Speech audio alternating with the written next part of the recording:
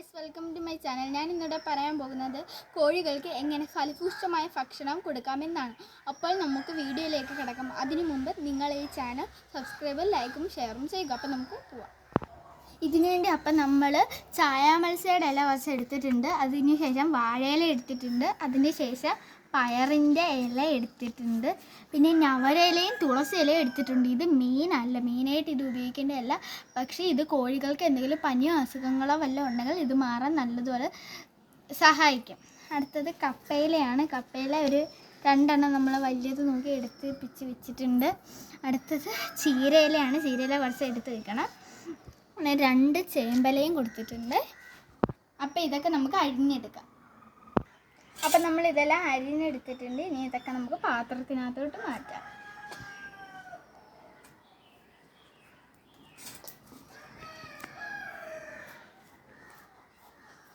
നമ്മളിതൊക്കെ ചെറിയ പീസായിട്ടാണ് അരിഞ്ഞത്.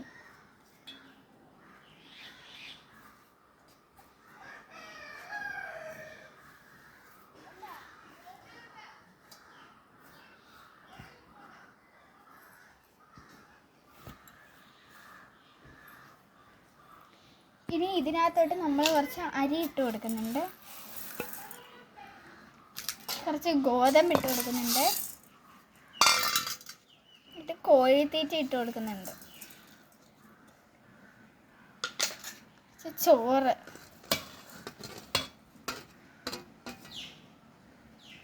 കുറച്ച് ആട്ട മാവും കൂടെ ഇട്ട് കൊടുക്കുന്നുണ്ട്. ആവശ്യത്തിന് ഇട്ട് കൊടുത്തിട്ട് കുറച്ച് വെള്ളം കൂടെ ഒഴിച്ച് കൊടുക്കുന്നുണ്ട്.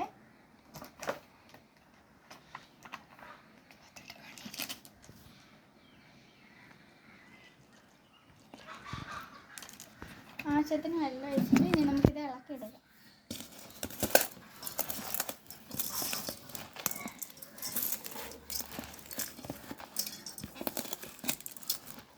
ആവശ്യത്തിന് മാത്രം വെള്ളം ഒഴിച്ച് കൊടുക്കുക.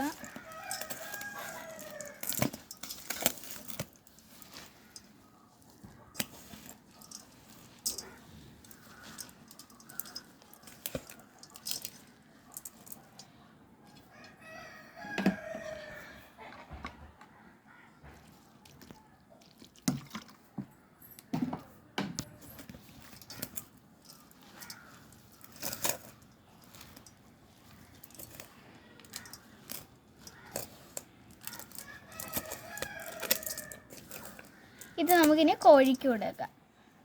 അപ്പോൾ അതാണ്ട് ഇത് നമുക്ക് കോഴിക്ക് വെച്ച് കൊടുക്കാം.